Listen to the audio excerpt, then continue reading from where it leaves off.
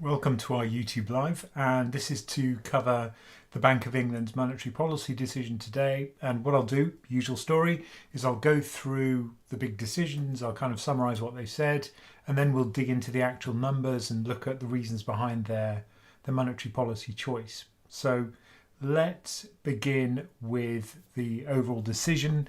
Everybody expected that there'd be a 0.25% increase to 5.25%. And that's exactly what happened. So no surprises there. And there was a majority of the committee that voted for that. So 9 committee members, 6 voted for the rise, 3 voted not to go for that change in policy rate. So it was a pretty strong consensus for the Monetary Policy Committee to do that. In fact, let me just share the slide with you, because then you can see what I am talking about. And we're already there, in fact. Good. So you can see that they say that inflation's too high, but it's at least it's falling, and they've increased interest rates to make sure inflation keeps on falling and stays low. And they expect inflation to fall markedly over the course of 2023 and to meet the 2% target by 2025. So still some time till we get there. And we'll see the actual forecasts in a second when we look at the monetary policy report. Now, if we look at the actual rate as we are now, so that's this blue line, this goes all the way back to 1694 for the Bank of England, and you can see that the median policy rate for the bank since 1694 has been around 5%. If we look at it more recently, between 1900 and 2022, it's still been around 5%. In fact, it's been a little bit higher because of this extremely high inflation period that we had in the 70s and 80s. So really all we're doing is going back to normal. So don't be shocked by this. This is completely what you'd expect if you didn't know anything else about the UK economy. So we just had a weirdly low period that we've just come out of. If we look at the size of the policy rate increases that we've had, the size of the bank rate increases, you can see the cases where we've had 0.5% or more, and there was a 0.75% increase from the bank, and that was about over a year ago now. The latest change is only 0.25. The previous one was 0.5. So usually it's in these 0.25% increments. Why? That's just the way they do it. That's the way the Fed does it as well. And if they think it really needs a big adjustment, then they'll go by 0.5 or even 0.75. But this one was just the usual, which is 0.25. Does that mean we're entering the end of this rate hiking cycle, the rate increase cycle? Probably not, based on the numbers we'll see in a moment. So what do they expect is going to happen to inflation? This is the forecast that they've just updated and they've just published. We'll see it in a better graph in a moment. But they think it's going to fall to 2% by 2025. And if we look at what the market thinks, which is also kind of interesting, this is backed out of the overnight index swap market for the UK. And you can see that what markets are expecting, this is the meeting by meeting expectation. So September 2023, the market expects 5.4. So that's going to be another rate hike, in other words.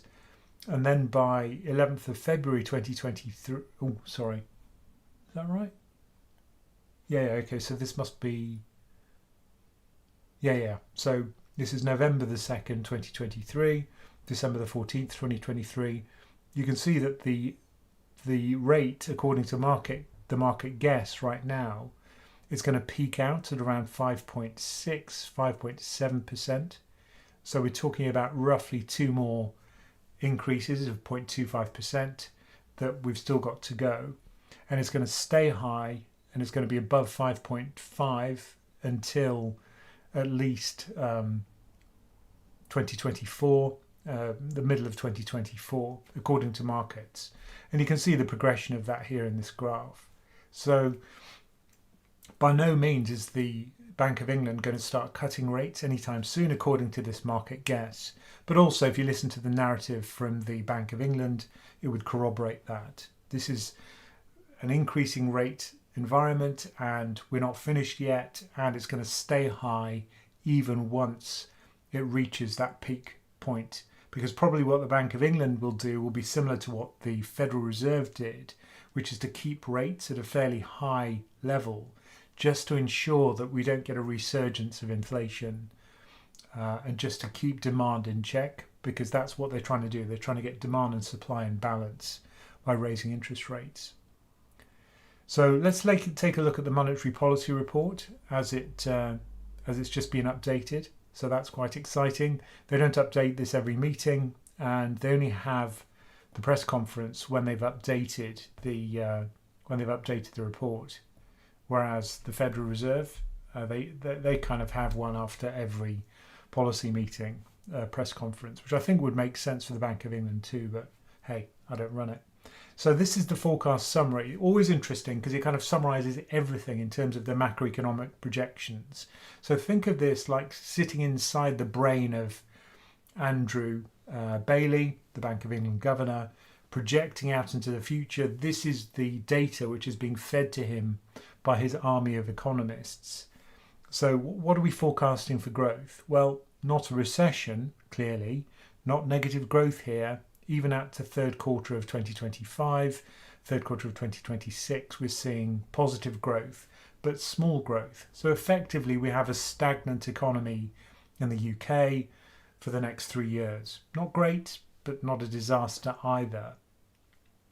Inflation, they're saying, is going to come down between Q3 of 24 and Q3 of 25 to below their target. So that's a positive. That's great for everybody. But of course, that's headline inflation, which is being dragged down by energy prices. So core inflation, which we'll see in a moment, not so good. The unemployment rate, clearly what we don't want to have is a very high unemployment rate in the UK. That causes a great deal of suffering. But what we're seeing is a modest increase of unemployment. And by the way, the numbers you can see in parentheses here are the May report compared to this August report. So you can see the change in the outlook over that period of time. And they've actually increased the unemployment estimates for their May model from their May estimates. So not good, but clearly what they want is to have unemployment increase enough to not cause too much suffering, but to reduce demand and to reduce wage growth. That's the key thing, because as we'll see, wage growth in the UK is a kind of two-edged sword. It's not growing as fast as it should, possibly, but it's growing at a rate which is incompatible with their 2% inflation target.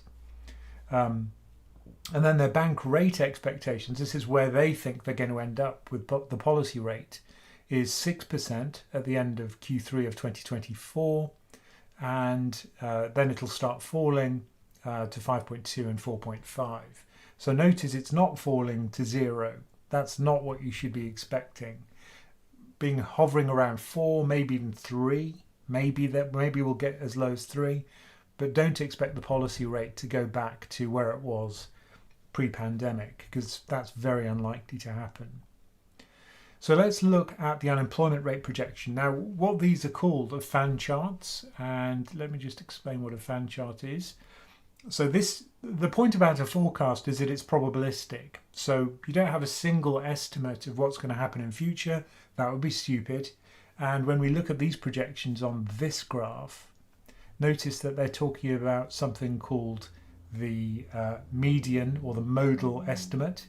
So that summarizes the probability distribution as a single number, to just give you the most likely number. But what you actually want to see is how uncertain the forecast is. And this forecast is very, very uncertain. You can see how much it fans out. So we've got everything ranging. So in 2026, a plausible rate of unemployment would be 2%, but it also could be up as high as 8%. The modal number is around 5, maybe a little bit less than 5%. So 1 percentage point higher than we are right now. So pain for the economy, pain for people in the UK society, but hopefully that'll be enough to bring demand down and to dampen inflation. If we look at the inflation projection, you can see that the most likely estimate is that it falls to below the target, which is this dashed line, 2%, by around the end of 2024. But there's also an upside risk that it doesn't fall at all below this horizon. In fact, if you look at the odds, it's roughly 50-50 whether by the end of this forecast horizon, 2026, it's actually fallen below the 2% target at all. So when you look at the uncertainties, I think you get a much better understanding of the risks which are involved. Just looking at the most likely estimate tells you, yeah, everything's going to be fine.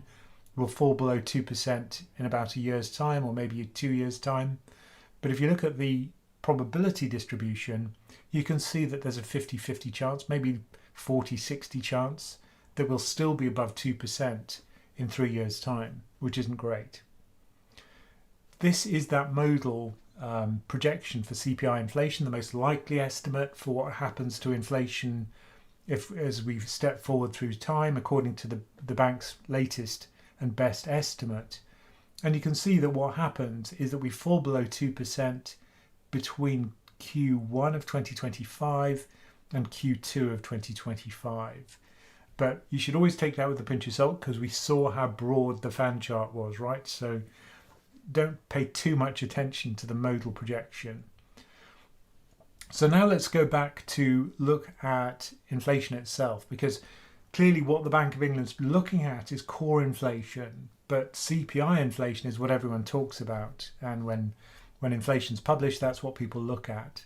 So headline inflation, CPI, is pretty high still. It's 8% in the UK. That was the latest number that we got at the latest print. And you can see that core inflation, unlike headline inflation, is not really falling much at all. In fact, if you look at last month, it seemed to be accelerating upwards. Fortunately, that trend has reversed, but it's still very high and very sticky. And core inflation is a better predictor of headline inflation, the blue line, than other estimators. So that's why the Bank of England focuses on it, because it is a pretty good predictor of future inflation. And that's very sticky, and it's not really falling much. Headline inflation is being dragged down by energy, as we'll see in a sec. Core inflation is much more driven by wages, and wage growth in the UK remains very high relative to history, and certainly not consistent with the dashed red line, which is the Bank of England's target rate of inflation. So this is the situation that we see right now with inflation. If we break down that 12-month number for headline inflation, the 8%, all of these numbers will add up to 8%.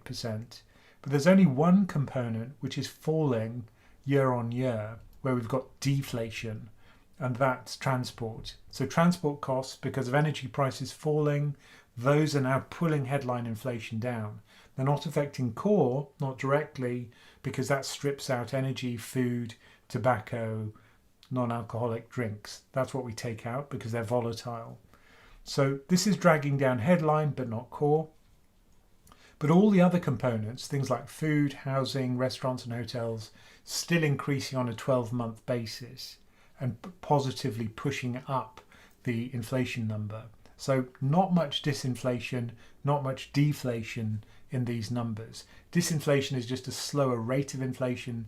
Deflation is a negative rate of inflation, and only one component is in deflation. But if we look at the disinflation, so this is the change in the annual CPI inflation rate broken down by contribution between May and June. So what this highlights is the components which are slowing down, where we're seeing disinflation. And the biggest source of disinflation is that transport number. So that had a big negative component for the period between May and June. And that's energy prices, as we saw. What's also reassuring is that when we look at these kind of more rapid changes month by month, you can see that the effect of food prices are now starting to drag down inflation. So that's reassuring, because food inflation is what's really hurt the majority of poor households in the UK. If we compare the UK with the rest of the world, it's still the case that we are seeing very high inflation relative to, say, the EU or Germany or France or the US. All of those countries, or the EU's an average, all of those developed countries usually have a lower rate of inflation than the UK. It is starting to turn around for headline because of energy, and the way we do energy pricing in the UK is slightly idiosyncratic. It takes a while for the wholesale prices to feed through to our bills because of the Ofgem cap, but it is starting to feed through, and we should see headline fall as it has for the rest of the world. Maybe not as much as the US or as rapidly as the US, but still it is positive to see the reversal. Now we get on to the sticky problem, which is the problem about private sector pay growth. So this quote is taken from the minutes that were just published for this meeting that we just had. And what it says is that private sector regular pay growth, this is for the May report, was materially stronger than expected. So in other words, the Bank of England had a forecast for what the pay growth rate should be, but it was higher than they expected. So what was it? Let's have a look at the number. The total pay growth, which you can see here, is 7.4%, and that's as of May 2023. That's the latest numbers we've got.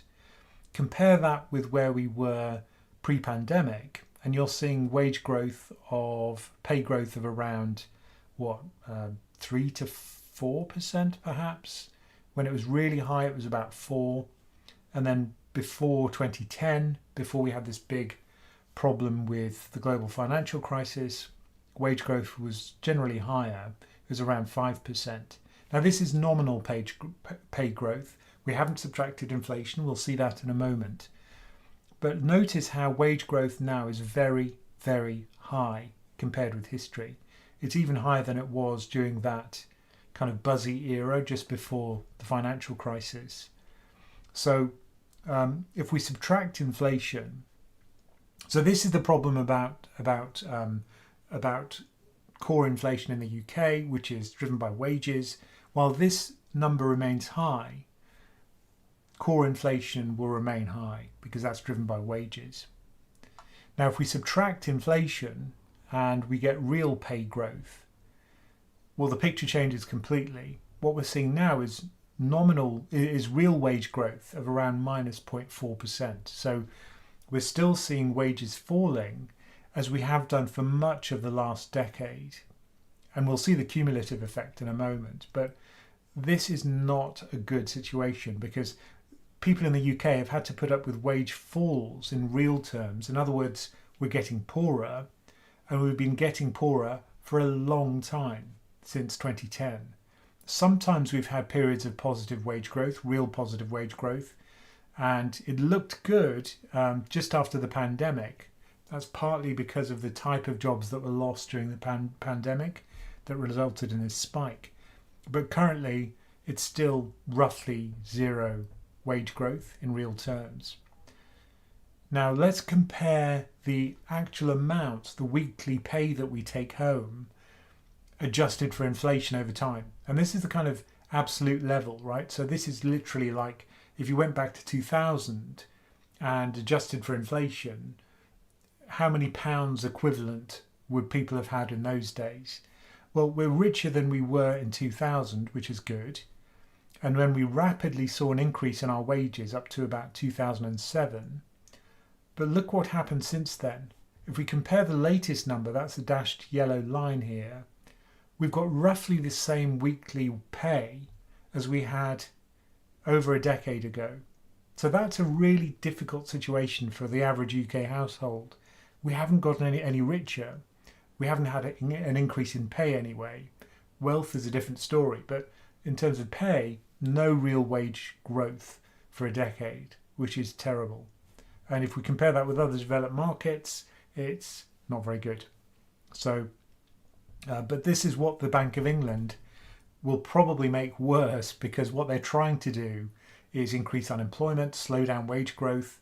Hopefully inflation comes down so that as inflation falls, if wage growth also falls in sync or a little bit slower, then we can get positive real wage growth. This is what we're seeing in the United States without it being inflationary. But whether we can engineer that like the Fed has, we'll have to see. There's also been an upside surprise in services CPI inflation. So if we look at the two components of inflation, if we break it down by goods and services, goods would be things like, if you buy a washing machine, if you buy stuff, physical stuff, that would be classified as goods. Goods inflation has clearly turned a corner. So the stuff that we buy has fallen in price, or at least it's not rising in price as much as it was. Disinflation is not falling prices. It's not rising as quickly as it was. It's rising at 8.5% per year. But services inflation still seems to be going upwards. There was a slight blip downwards in the latest numbers to 7.2. But what we're seeing in the United States, for example, is the two have crossed. In fact, they crossed a while ago. Goods inflation came down, and services inflation is still pretty high in the US as well. But in the UK, they haven't crossed yet. But services inflation is still increasing. And again, that's because of wages. Services prices are usually driven by wages. What would services be? Well, if you go to have your hair cut, if you have a lawyer, if you have a power hour with me, actually there's been no inflation there. Maybe we should put up our prices. But there, for those services, you're still seeing accelerating rate of inflation. Now, an interesting point about the Bank of England is its credibility. And there was a survey that was done by Bloomberg last time I did this, which showed that very few people have faith in the ability of the Bank of England to get inflation under control. Well, the Bank of England's done its own surveys. It does these regularly. It asks companies, it asks households what their inflation expectations are. Now, for the households, it has come down. For companies as well. If you look at market expectations, now the Bank of England is kind of painting this as a victory, but if you look at the measure of medium-term inflation expectations based on a number which is backed out of the inflation market, so this is 5-year forward, 5-year inflation, that's currently running pretty hot. It's around 4% currently. The Bank of England's target is, of course, 2%. And if we compare that with the Fed, in fact, let me just do that. Let me just get the 5-year for the Fed, and I'll just pop it over there, just so you can compare. You'll see that the Fed is much more credible on this measure.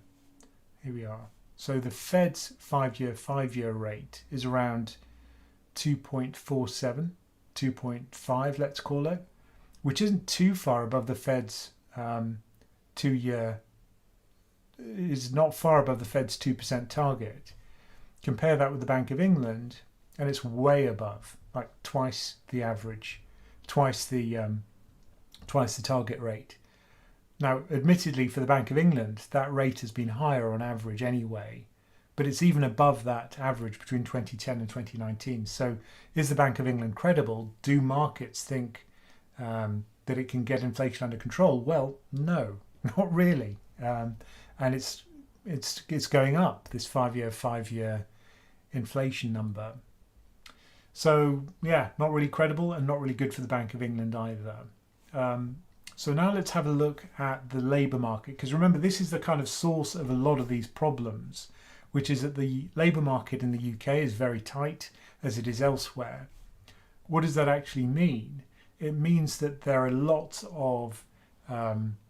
there's very high employment, very low unemployment. If we look at the unemployment rate in the UK, which is the number of unemployed people as a proportion of economically active people who are of the right age to work, 16 plus, that's currently 4%. So very low unemployment by historic standards.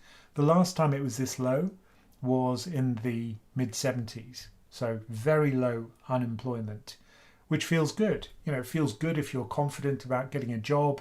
If you walk out of a job, you can walk into a new job, and you're not worried about making ends meet. A measure that was repeatedly mentioned in the press conference was the UV ratio, which is the ratio of unemployed people or number of vacancies, that's the V number, relative to the number of unemployed people. So if you have lots of job vacancies per unemployed person, that tells you that the labour market is very tight. It's very presumably quite easy for someone to find a new job.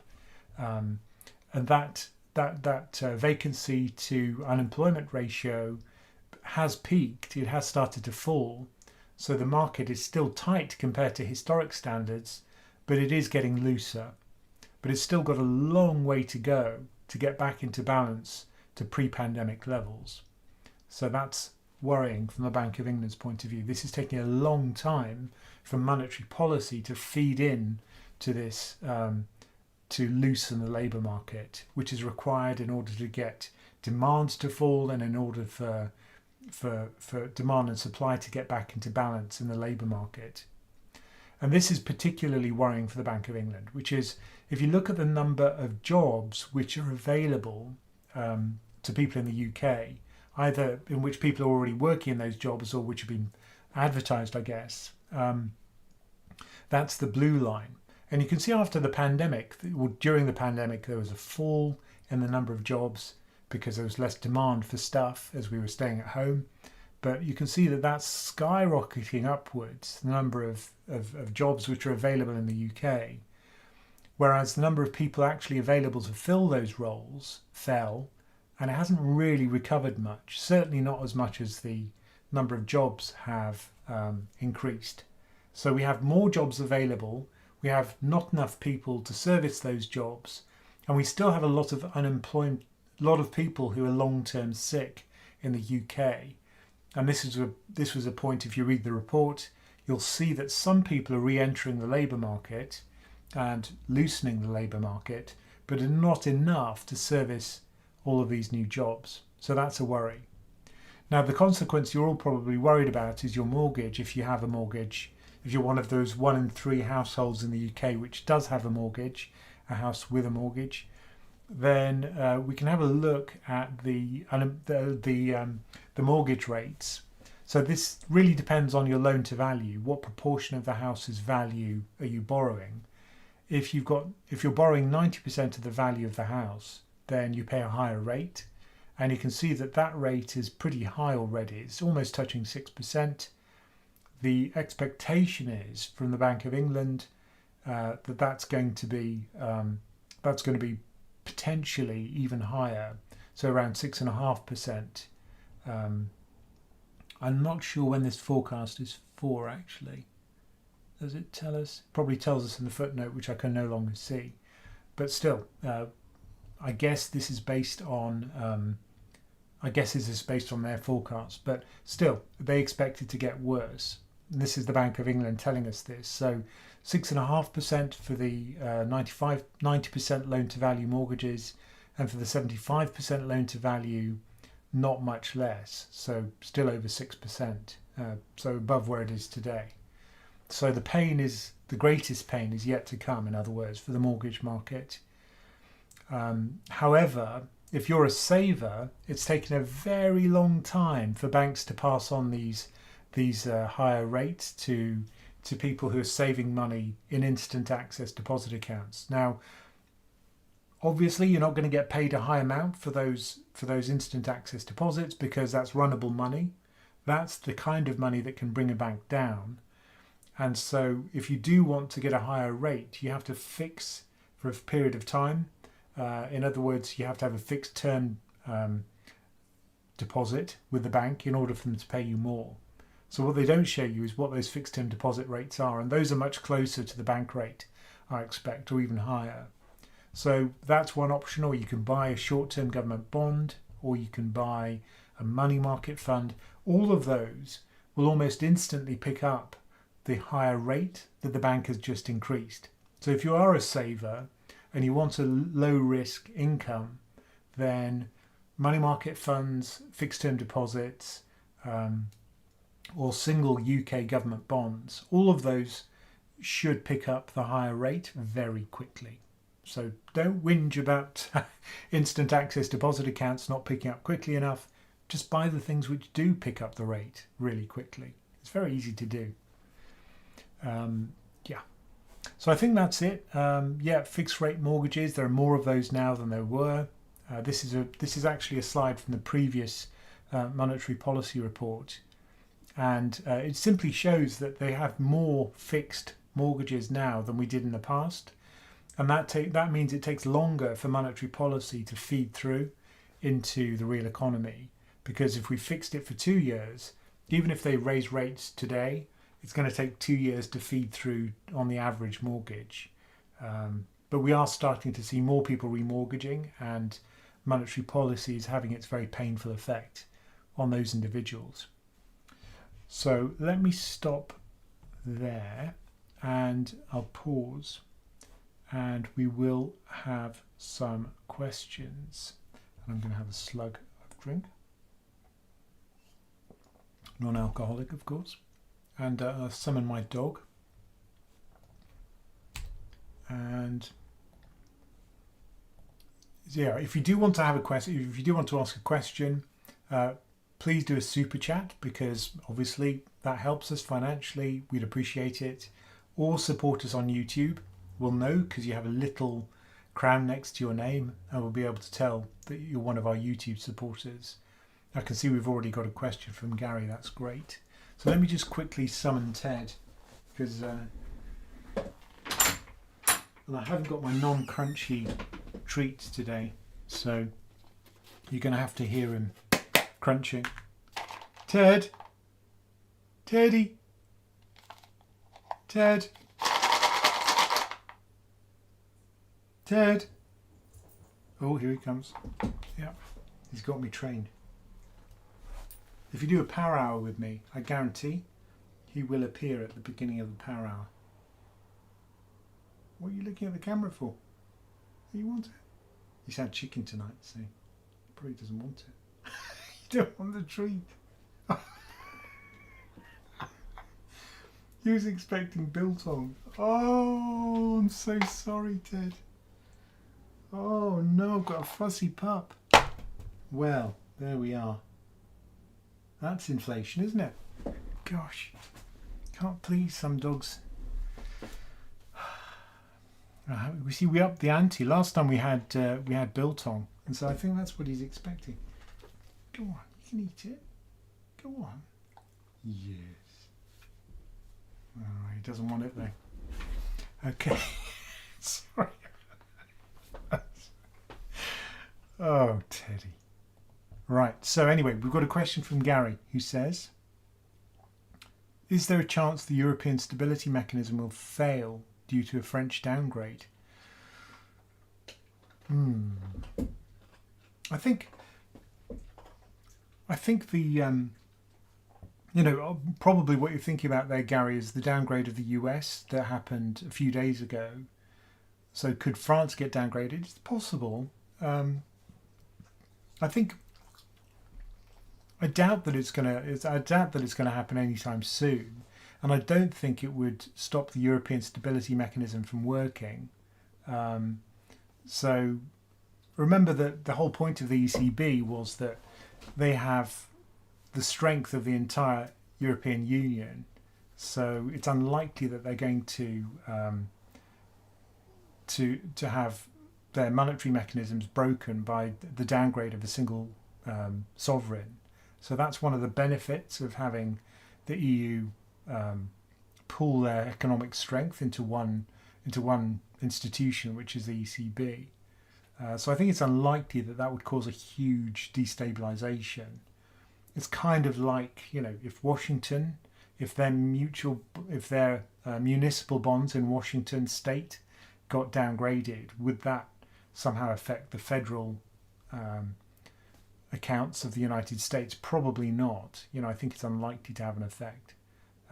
Interesting question, though. I hadn't really considered that. I guess it could certainly increase the funding costs for France, but it's unlikely it would have a wider impact than that, I wouldn't have thought. But what is France's debt to GDP ratio, out of interest? France debt to GDP. So it's about 98%. That's pretty low compared to the US, say. So if we get a table of debt to GDP, in fact we can use Koifin for that. That's one of the things Koifin has. It's pretty cool. And I think there's an economic one, World Economics, and they have debt to GDP. Yeah, here we go. So where is France on that table? France is below Canada, Spain, US, Italy and Japan. Italy's the big one. I think because Italy's debt, outstanding debt, is absolutely huge. So if they had a downgrade, that would be a much worse problem, I think, for the EU. But the US debt to GDP is higher, so 129%. France is roughly 112, UK 100, Eurozone as a whole about 92. Probably more higher than they're comfortable with for the EU. And Germany, of course, very low because they're super careful about spending. So they're fiscally very responsible. But yeah, interesting question. Back to your questions. Oh, there's a super chat from Ed Ward. Thank you, Eddie Ward. Thank you. Free question for someone. I chose the question. Hi, Ramin. Politically, why is painted that inflation is due to consumer demand and not focused on the supply side? The government has more levers than the Bank of England and more options. Well, it's not really painted that way, I don't think, Ed. I think the point is that the Bank of England can't control the supply side. That's not their thing. They don't have the levers to control it. What they control is demand. So what they do is by raising interest rates, people have less disposable income. They can't borrow so easily, and their debt servicing costs are higher if it's a household with debt. And that means that demand for goods and services falls, which in turn means that prices fall. If companies are providing services, they have to be more competitive because people can't afford to pay their prices, and there'll be more competition. And so prices fall and inflation falls. That's the theory. So that's how the kind of monetary transmission works. There are other transmission mechanisms as well, but that's a primary one. So that's what the central bank can do with monetary policy. Fiscal policy is what the government controls, as you say, and they can control supply. So let's say that they wanted to increase the supply of goods and services. Maybe they could provide some kind of tax incentive for companies and reduce their costs and make them more profitable, and try to perhaps make it cheaper to employ people. You know, there could be employment schemes. There are various ways the government can actually do that. Or they can start buying goods and services directly as the government, or create schemes to create infrastructure which increase demand for goods and services in order to create that infrastructure. So the government can fiscally spend in order to increase demand, demand for goods and services, but it can also act on the supply side, whereas monetary policy only works on the demand side. So there are various ways that the two can work together. And I think that's the problem, really, which is that we haven't seen much synchronization between monetary and fiscal policy after the pandemic, because there was a lot of fiscal stimulus in the US, in the UK, which was kind of pouring fuel on the inflation fire at the same time as the central banks were trying to douse the fire. So the two were pulling in opposite directions. And to a certain extent, that's still happening. You know, we still haven't seen a kind of cut in the kind of fiscal spending of the government. And in the UK, of course, we're about to switch to a Labour government, which has said that they're going to be very careful about spending. So perhaps they'll be unusual in that sense for a Labour government, and not spend too much in order to try and get inflation to stay fairly muted. We'll just have to see what their policies are in practice. But certainly at this point, they're making the right noises. So hopefully they won't be too inflationary, the ideas that they have. I mean, one of the problems with the mini budget that we had with Kwasi Kwarteng and Liz Truss was that it was seen as being very inflationary because there was a lot of stimulus. It was about growth, of course, which is good. but it was quite inflationary. And at that time, we were still kind of riding the surge of huge inflation, and it was still accelerating upwards, which is why markets probably took it very badly. So you've got to be really careful with fiscal plans in order to not stoke this inflationary problem. So I hope that makes sense. Oh, interesting. Okay, so there's a question from Mark Blundell who says, do you think inflation could be heightened by India's blockade on rice exports and the wheat crisis in Ukraine and the oil embargo in Saudi? Well, the answer is yes to all of those. I mean, clearly the rice component in the UK won't be huge. It'll be big in my household because Laura and I love rice. I love rice more than Laura does. But, as Persian, someone who likes Persian rice, if you've never tasted it, you're really missing out on something. If you do go to a Persian restaurant, try tadik, it's called. It's the kind of crust around the bottom of the basmati. Oh, delicious. So yeah, in the Nakisa household, there's going to be it's going to be inflationary, the price of rice, and of course in other countries which eat a lot of rice, in Asia, but in the UK probably less so, in the US less so. And in fact, there was a question at the end of the latest latest Federal Reserve press conference announcing their monetary policy, where somebody said, would the measures imposed by Russia on Ukraine, which is to block its wheat exports in the Black Sea, is that likely to have a big effect on inflation in the US? And Powell said it would be negligible for the US. Of course, other countries which depend more on Ukrainian wheat, a lot of them in Africa, a lot of them poor countries, those will be heavily impacted. So it really depends on where you're talking about inflation. The energy reduction in supply, that's going to have a much bigger effect on developed markets because we all are much more heavily dependent on energy. It's an input to all developed market economies. So if those prices do surge as a result of that, then that's going to have a much bigger impact. So in developed markets, focus on oil. In emerging markets, I'd focus more on things like rice and Ukrainian wheat. But great question, interesting. And Eddie Ward says, oh, Laura says, we love Eddie. There we go. Eddie, we love you. Brilliant.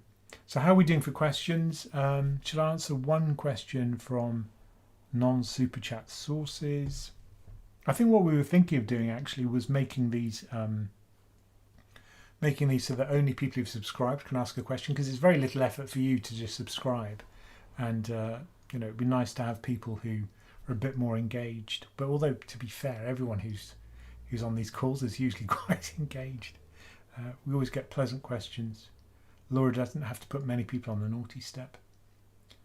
How are we doing for time? We start at 6. Yeah, we can answer one question. One question who's not super chat. Questions about buying house prices. Dog treat consumer demand falling sharply, according to Michael Pugh. Yeah. Michael Pugh co-hosts the podcast, if you're not aware. Michael's very funny. Okay.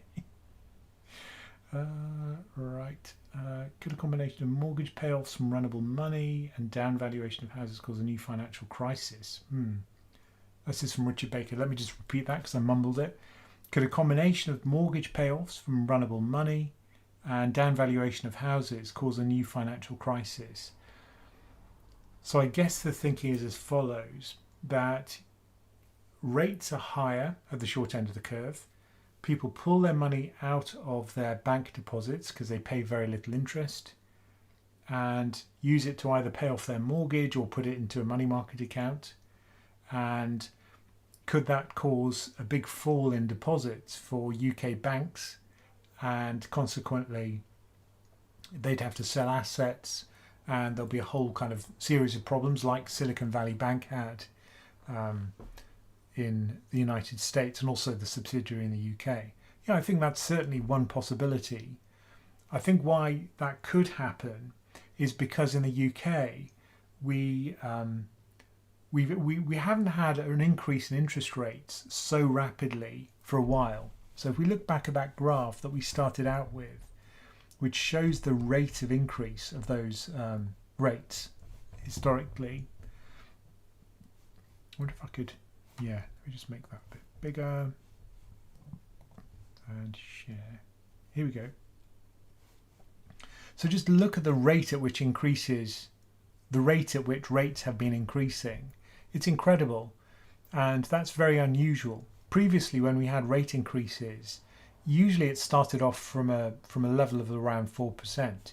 Now we've gone from a world in which you'd be crazy to deposit money with a bank to a world in which you'd be crazy not to move that deposit and put it into a money market fund, which previously was unthinkable, right? There would be no point. All of the rates were at zero.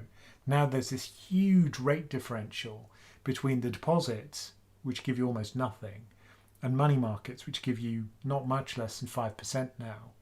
Well, you know, why wouldn't you pull out your cash? It would be crazy not to. It's only momentum which stops people from doing that. Or maybe they don't know about money market funds. So, but people will learn about it. And, you know, if it's on a YouTube live, they're going to know about it. So, yeah, I think that's a risk. And if they pay off the mortgages, that's going to be a problem for profitability for banks. But I think the more immediate problem for banks would be the loss of deposits, because many UK banks depend heavily on deposits on the liability side of the balance sheet. And if they lose that funding, well, they suddenly can't afford to have as many profit generating assets, including loans. And that in turn will slow down the economy. If it happens slowly, that's okay. This would be another transmission mechanism for the Bank of England. Less loans, less activity, and presumably lower prices.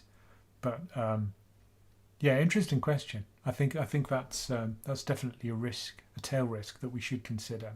And I made a video about this. It was called Instability via Money Market Funds, something like that, which was a similar thought process. But anyway, look, let me just check the super chats, and before I end this, and I've got a comment from Laura, which I have to read out. Yeah, normally what I do is a live stream tonight because the Bank of England had their monetary policy meeting. We've had to change it. So I'll have to do it next Wednesday on the 9th of August at 7 p.m. UK time. Okay, so next week, 9th of August, we'll have a YouTube live. So if you have a question, then please do join us then. And that'll be our live stream. You can ask anything you like as long as it's to do with finance. Please do check out our membership on PensionCraft.com. We've got lots of cool things. We've got trackers which let you do funky things. You can track things like gilt yields. We've got the chat application so you can chat to other members of our community. We're about 1,000 people now. And yeah, we also have lots of members only content which only you could access if you had access to PensionCraft. So do check it out. We've got the podcast with my co-host Michael Pugh. It's called Many Happy Returns, and we've just covered China in the latest episode. So do check that out. Many Happy Returns. And anyway, thank you all for joining us, and good luck with your portfolios. And if you don't see us in the interim, we'll be available next week for a Q&A. Take care, everyone. Bye-bye.